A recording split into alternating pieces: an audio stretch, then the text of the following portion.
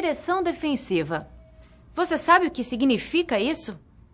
Como dirigir defensivamente pode ajudar a evitar acidentes? Quais são as obrigações de um motorista responsável? Direção defensiva pode ser também chamada de direção preventiva. Você dirige defensiva ou preventivamente quando presta atenção em tudo no trânsito, quando sinaliza para os outros usuários o que vai fazer. Parece complicado, mas não é. O bom motorista faz isso permanentemente. Nós vamos explicar isso bem explicado. Ao dirigir, o motorista deve estar sempre atento a tudo o que pode acontecer ao seu redor, pois o semáforo pode fechar, o carro à sua frente pode frear de repente, um motociclista pode estar passando ou o pedestre atravessando. Enfim, muitas situações perigosas acontecem diariamente no trânsito. O motorista deve avaliar os riscos a cada momento. Para isso, ele deve estar sempre atento ao que se passa à sua volta. O trânsito é muito perigoso, os acidentes são muito comuns e basta uma desatenção para a gente levar um susto. Bateu num carro, capotou e ele tem 2 costelas quebradas, 7 pinos no braço com uma chapa de aço. Aí ela foi passar na passagem de pedestre e não respeitou, o carro não respeitou, atropelou ela. Eu vi um rapaz ser atropelado na faixa, porque ele atravessou antes do sinal fechar. Morreu. Pouco tempo depois ele foi para o hospital, mas morreu. Parece que todo mundo tem uma história para contar. Será que o nosso trânsito é tão violento? Vamos falar com o professor Davi Duarte Lima. Professor, nosso trânsito é mesmo violento? É sim, Carol. Para você ter uma ideia, no Brasil já morreram mais de 1 milhão de pessoas no trânsito. Todo ano morrem 40 mil pessoas e 500 mil ficam feridas. Infelizmente, nossos números são de uma guerra. Realmente, é uma situação extremamente alarmante. Mas, professor, existe alguma solução? Felizmente existe. A solução está em melhorar. Nós temos de melhorar a segurança das nossas vias, melhorar nossas calçadas, a sinalização, construir ciclovias, melhorar a fiscalização para punir os motoristas infratores e melhorar a educação para o trânsito, principalmente fazendo com que os motoristas conheçam e apliquem os princípios da direção defensiva. Na prática, que princípios são esses? Há 3 coisas simples que todo mundo pode fazer. Primeiro, evitar cometer erros. Segundo, levar em consideração o comportamento e as limitações dos outros. Terceiro, prestar atenção quando houver condições adversas. Quem faz isso evita acidentes, torna o trânsito mais humano e também protege seu bolso, porque ele não será multado. Todo mundo deve conhecer as regras do Código de Trânsito. No trânsito, cada um cede um pouco de sua liberdade para que todos andem com segurança. Vamos ver em detalhes cada um desses princípios aos quais o professor se refere. Descuidar-se do carro, pneus carecas, freios que falham, lanternas ou faróis queimados. Tentar recuperar o atraso no percurso. Quem sai atrasado, chega atrasado. Você não ganha tempo mudando de faixa, de fila. Lembre-se, aparentemente a fila que menos anda é aquela que você está. Lei de Murphy. Além disso, o sinal vermelho vai fazer você parar. Sair correndo logo que o sinal abre não adianta nada, pois logo na frente haverá outra fila ou congestionamento e a seguir ficará imobilizado em outro sinal vermelho. Nessas condições, andar rápido significa irritar a si próprio e aos outros, gastar mais freios e pneus, poluir mais e criar situações de perigo. Pior, não adianta nada. Não tente recuperar o tempo que você perdeu dirigindo mais rápido no trânsito. A regra é, se você saiu 10 minutos atrasado, vai chegar 10 minutos atrasado. Cometer infrações. Cometer infrações não tem desculpa. Você cria dúvidas nos outros usuários e isso é perigoso. Cometer infrações é não obedecer aos sinais de trânsito, fazer uma ultrapassagem proibida, não ligar o pisca-pisca para virar à direita ou à esquerda, dirigir em velocidade incompatível com a segurança ou desobedecer qualquer preceito do Código de Trânsito brasileiro. Direção agressiva. Nunca dirija agressivamente. Atrás do volante você não precisa virar bicho. Gentileza e compreensão são sinais de boa educação. Se você errou, faça um gesto de desculpas.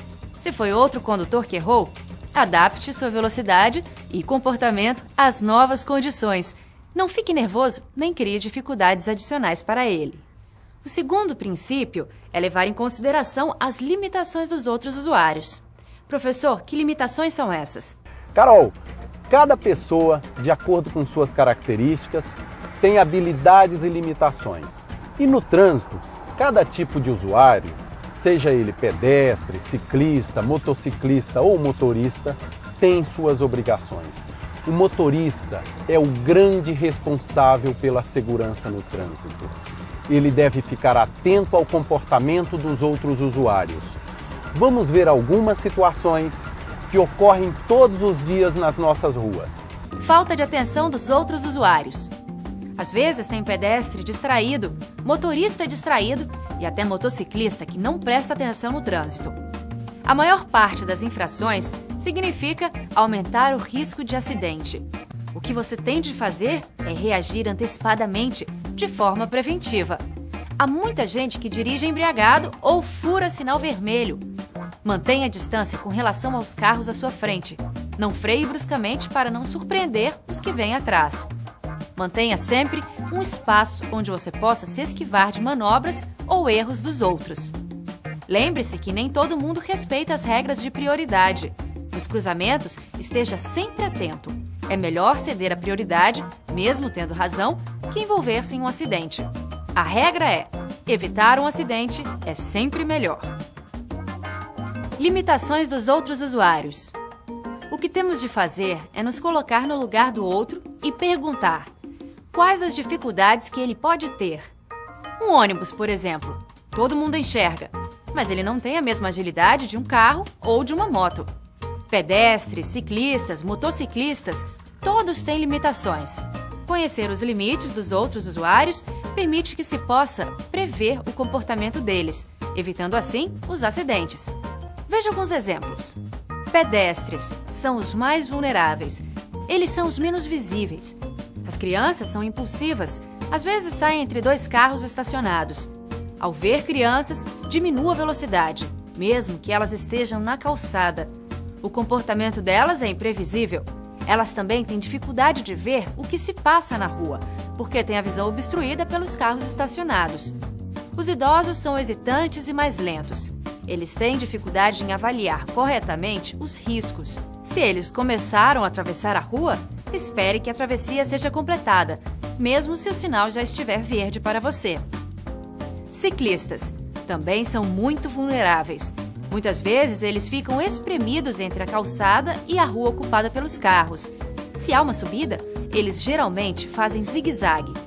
Fique atento, pois quando eles viram à esquerda ou à direita, podem esquecer de sinalizar ou olhar para trás.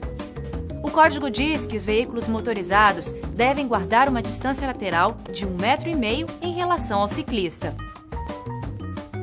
Motociclistas ocupam as ruas de todas as cidades. A maioria usa moto para trabalhar, entregar pizza, entregar jornal. Eles ultrapassam pela direita e pela esquerda e fazem zigue-zague, às vezes em grande velocidade. O capacete é uma proteção indispensável, mas reduz a audição e limita a visão. Alguns motociclistas arriscam passando entre dois carros. Mesmo que eles estejam errados, evite acidentes. Caminhões. Devido ao seu tamanho, são obrigados a ocupar mais espaço nas manobras. Quando viram numa esquina, como são veículos longos, invadem a outra faixa. Eles têm grandes pontos cegos e todo cuidado é pouco. Ônibus. Têm os mesmos problemas dos caminhões. Além disso, os ônibus urbanos param regularmente nos pontos. Dê prioridade aos ônibus e tome cuidado com seus passageiros. O trânsito é muito complexo. O motorista idoso dirige diferente de um jovem. Motos andam rápido, pedestres e ciclistas têm limitações. Como fazer para resolver tudo para que não ocorram acidentes? Carol, o que todo mundo tem de fazer é obedecer à lei, que é o Código de Trânsito. Tem um artigo lá que diz: os veículos de maior porte serão sempre responsáveis pela segurança dos menores, os motorizados pelos não motorizados. e juntos pela incolumidade dos pedestres. Esse artigo inverte a lei da selva. Ele é a lei da civilidade, da solidariedade e onde o maior, o mais forte, tem obrigação de proteger o menor, o mais frágil. É uma lei muito bonita. Parece uma lei de solidariedade. Com isso, já resolveríamos os problemas de trânsito, não é mesmo? E o terceiro ponto? Será que as pessoas sabem o que são condições adversas? Não. É o tempo, né? É a conservação do veículo. Dirigir alcoolizados, né? Com sono. Condições adversas são circunstâncias que prejudicam dirigir com segurança. Por exemplo, a chuva é uma condição adversa. Quando chove, a pista fica escorregadia, diminui a visibilidade, os vidros ficam embaçados. Nessas condições, o motorista deve redobrar a atenção, tomar uma distância maior dos outros carros, porque a distância de frenagem é maior. Além disso, os pedestres podem atravessar a pista correndo. Será que podemos fazer algo contra as condições adversas? Carol, a gente não pode fazer parar de chover, mas podemos tomar precauções. Por exemplo, nós devemos manter nosso carro bem revisado, com freios bons, pneus bons e bem calibrados, vidros transparentes e desembaçados. É lógico que devemos adotar uma velocidade compatível com a situação. Para melhorar a visibilidade do nosso veículo, podemos acender os faróis, porque a regra número 1 da segurança de trânsito é ver e ser visto. Em outras palavras, em condições adversas, devemos tomar precauções para não correr risco e evitar acidentes. Isso é direção defensiva. Além disso, nós temos de cuidar bem do nosso carro. Tudo tem de estar em ordem. A parte mecânica, as luzes e os freios. A maioria desses cuidados é simples. Semanalmente calibrar os pneus, verificar o nível do óleo, conferir se as luzes estão funcionando. Se qualquer coisa falhar, pode representar risco. E temos de cuidar bem de nós mesmos. Dirigir estressado ou cansado é perigoso. E muitas vezes, para enfrentar o trânsito numa hora difícil, precisamos estar bem. A gente deve ajustar os bancos em uma posição confortável, ajustar os espelhos retrovisores para ter boa visibilidade. A posição ideal é a seguinte: dorso esticado e reto, pernas e braços ligeiramente dobrados, mais ou menos 120 graus. Essa posição é menos cansativa, além de possibilitar dirigir confortavelmente.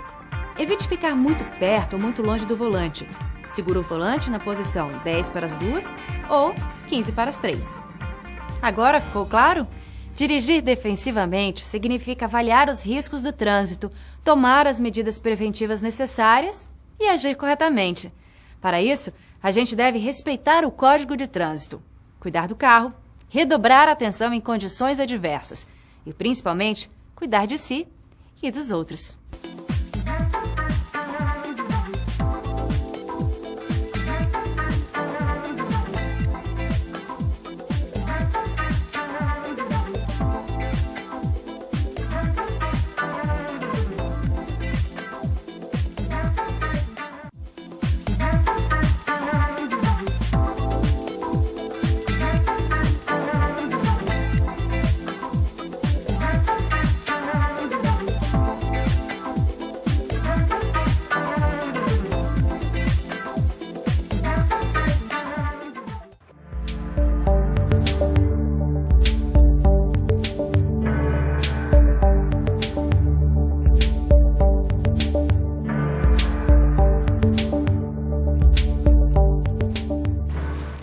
As bebidas são associadas à alegria, à festa, ao prazer.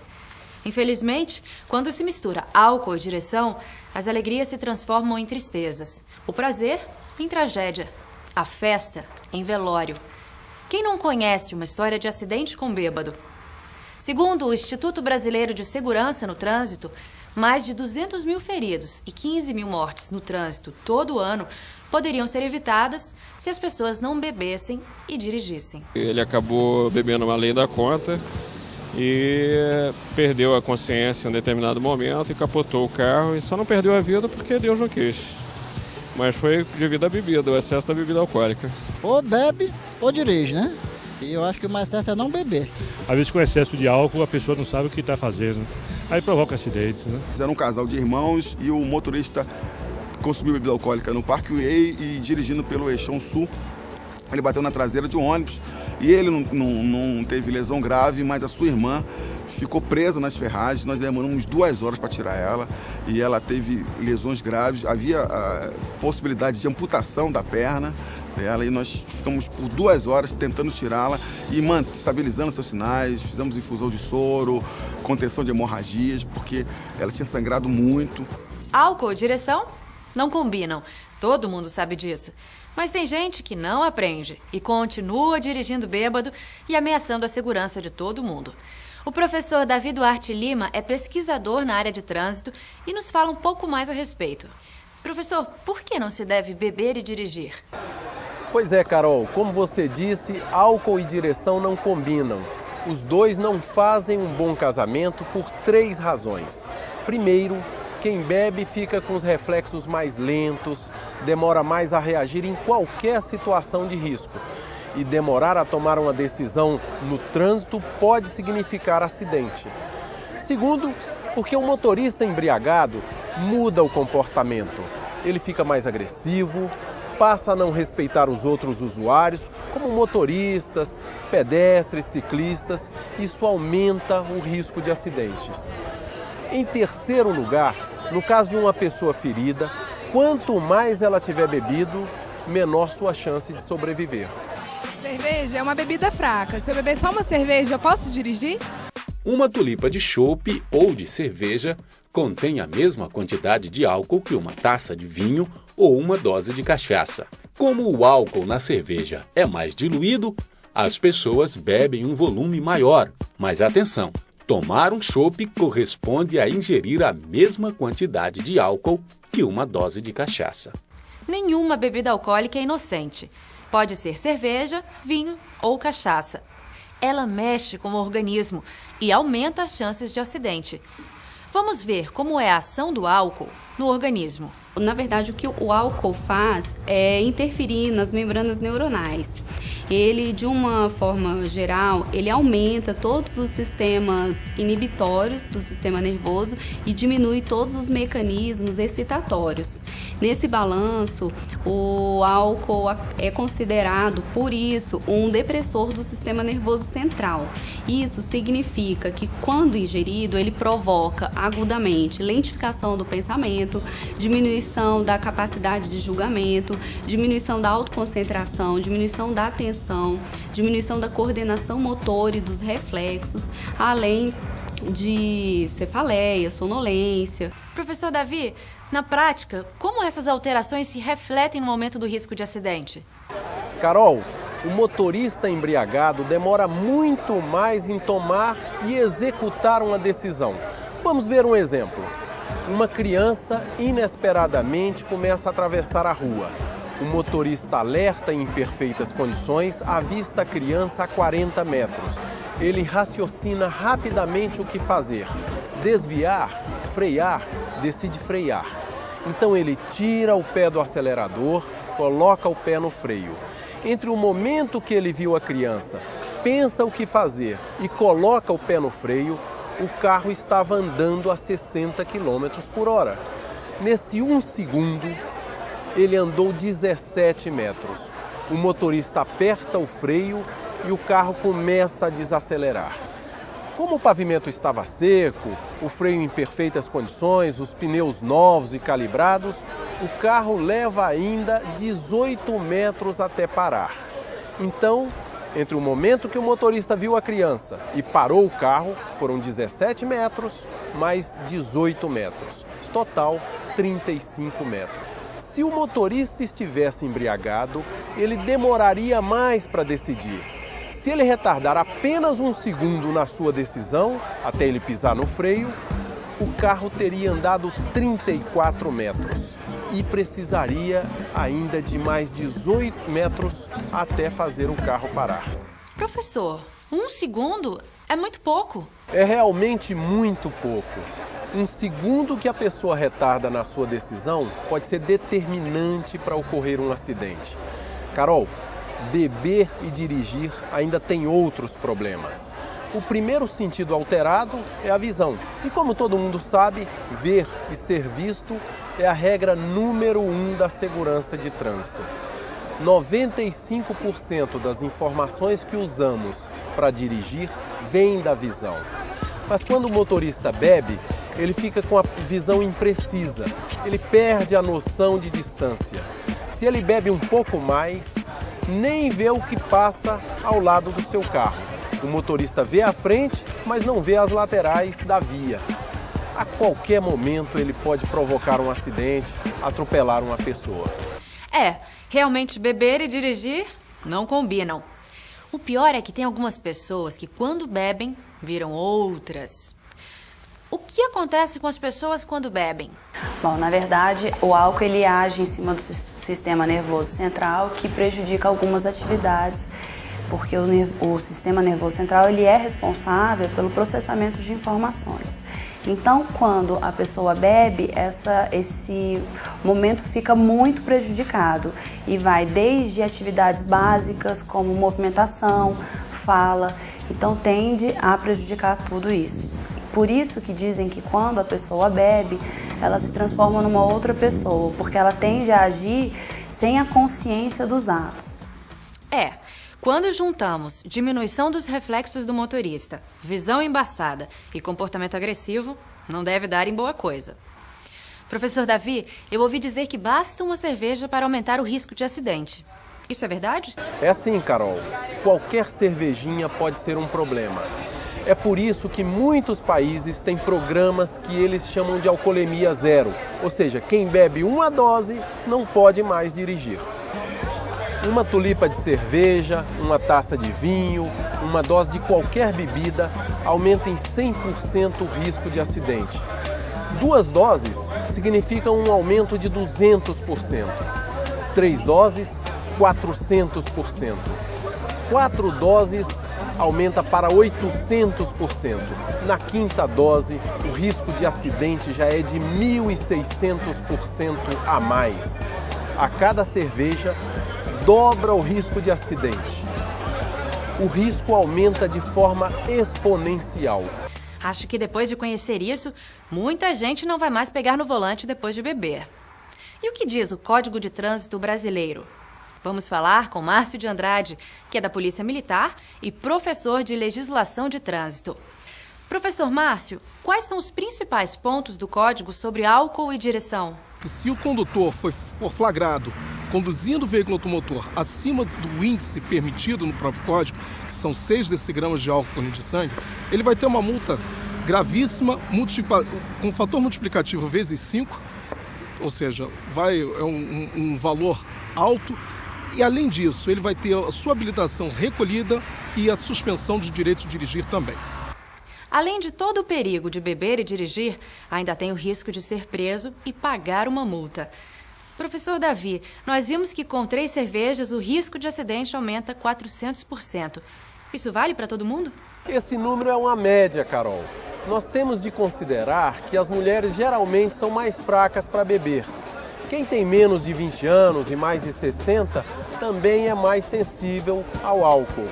Com o estômago vazio, a bebida sobe mais rápido. Para quem não tem o hábito de beber, às vezes uma cerveja já é demais. É que a absorção do álcool varia de pessoa para pessoa, de um dia para o outro. E a sensibilidade ao álcool depende até mesmo do estado emocional da pessoa. Portanto, o melhor é seguir a velha e conhecida regra: se for dirigir, não beba. Professor, nós temos aqui algumas perguntas sobre o assunto com o nosso repórter Alexandre. E aí, Alexandre, quais são as principais dúvidas do pessoal aí na rua?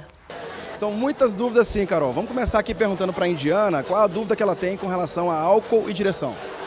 Depois de 5 cervejas, quanto tempo eu preciso esperar para voltar a dirigir? Bom, o processamento do álcool pelo organismo é lento e varia de pessoa para pessoa. O metabolismo de uma pessoa normal processa cerca de 1,5 dose de álcool por hora. Comer pão, massas, biscoitos, arroz e os sucos de frutas reduzem o problema do álcool, pois aceleram o metabolismo. Intercalar bebida alcoólica com água, com suco de frutas, também ajuda muito. Para que você tenha segurança, espere 1 hora para cada cerveja que você tomou. Estou tomando um remédio e notei que eu estou mais fraco para beber. O que eu devo fazer? Olha, a primeira coisa é ler a bula do medicamento que você toma e consultar o seu médico. Alguns remédios aumentam os efeitos do álcool. O melhor é cortar o álcool. Aliás, se você está em tratamento de saúde, toma remédio ou faz algum regime, deve evitar beber, porque nessas situações as pessoas costumam ficar muito sensíveis ao álcool. Para melhorar do porre, eu tomo banho frio ou café amargo? O café pode até aumentar o porre. Respirar fundo também não resolve nada. O único efeito do banho é que o bêbado vai ficar mais limpo. Quem for dirigir de volta não deve beber. A festa tem de continuar.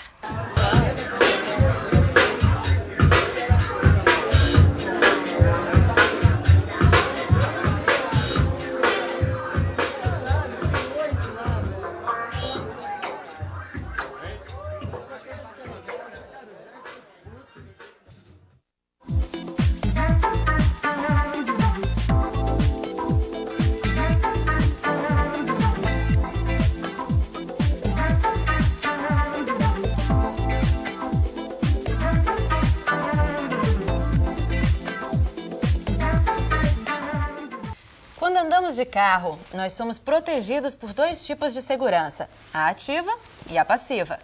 Vamos falar de segurança passiva. Você sabe o que é isso? Mesmo não sabendo o que é, a gente faz uso da segurança passiva e da segurança ativa. Veja as definições. A segurança ativa são itens do veículo que ajudam a evitar acidentes. Por exemplo, bons freios, bons pneus, boa visibilidade. Também itens de alta tecnologia, como controle eletrônico da estabilidade, controle de tração, ABS. Tudo no veículo que ajuda a evitar acidente faz parte da segurança ativa. A segurança passiva é composta por itens que protegem as pessoas em caso de acidente. Eles entram em ação independentemente da vontade do condutor ou passageiro e reduzem os ferimentos e danos. Você usa sempre o cinto de segurança? Sempre é obrigatório usar. Aqui, ó, a prova é aqui, ó. Você usa itens de segurança aqui, não é? Não. Mesmo sem saber, as pessoas usam segurança passiva. Vamos falar com o professor Davi Duarte Lima, doutor em segurança de trânsito. Professor, por que a segurança passiva é tão importante? Acidentes de trânsito são muito frequentes, Carol. Na maioria das vezes, os acidentes são violentos. O que parece uma pequena colisão é, na realidade, um grande choque para o corpo humano. No momento do acidente, as pessoas devem estar protegidas. Uma colisão gera 3 choques. O primeiro é a colisão do veículo. O segundo é o choque dos ocupantes dentro do veículo. Com a desaceleração do corpo da pessoa, ocorre o terceiro choque, que é interno. Nosso corpo é formado em grande parte de líquidos e tecidos moles, que com a desaceleração se chocam contra as estruturas internas. Essa terceira colisão causa as hemorragias internas. É por isso que, quando acontece um acidente, as pessoas têm de estar bem protegidas. Os principais itens de segurança passiva que protegem as pessoas em caso de acidentes são: cinto de segurança, coluna de direção retrátil, airbag, carrocerias deformáveis, barras de proteção lateral, encosto para a cabeça, vidros laminados. Todos esses itens são muito importantes. Em colisões laterais, são as barras de proteção que protegem a cabine dos passageiros. As carrocerias deformáveis ajudam na absorção do choque para que as pessoas fiquem mais protegidas. Os airbags são bolsas de ar que evitam o choque entre os passageiros e as partes duras no interior do veículo. Os vidros laminados evitam que estilhaços firam os passageiros. Professor, algum desses itens merece cuidado especial? Em colisões, o airbag é um item que salva vidas, mas ele infla muito rapidamente.